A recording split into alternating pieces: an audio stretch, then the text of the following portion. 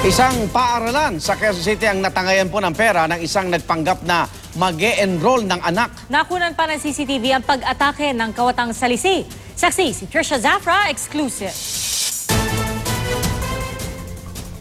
Mismong gwardya pa ang kinausap ng babae bago siya ihatid nito sa opisina ng school official. At doon, nag-fill out ang babae ng enrollment application form na para raw sa kanyang anak.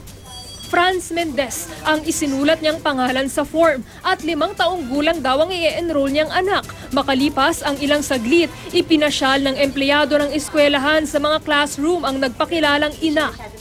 Sa iba-ibang kuha ng CCTV sa eskwelahan, makikita siyang sumisilip sa ilang classroom. Matapos ang school tour, bumalik mag-isa ang babae sa opisina. At doon na ikinasa ang totoo palang pakay.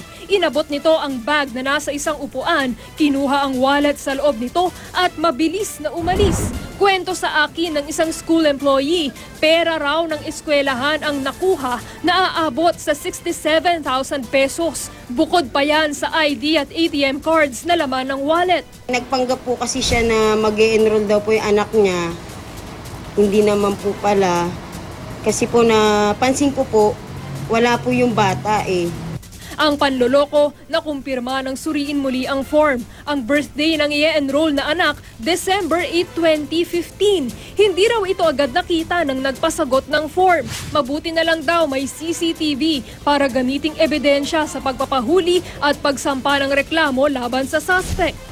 Alam naman po niyang nakikita siya sa CCTV, di niya naisip na, di ba po? Papasok siya sa kasong theft. Ang modus operandi niya is yung salisi.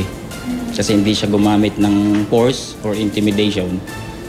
Kasi kung gumamit siya nun, papasok mo sa racket. Unang pagkakataon daw ang ganitong insidente sa eskwelahan ayon sa mga pulis. Inaalam pa raw nila ngayon ang pagkakakilanlan ng suspect at kung may record na siya.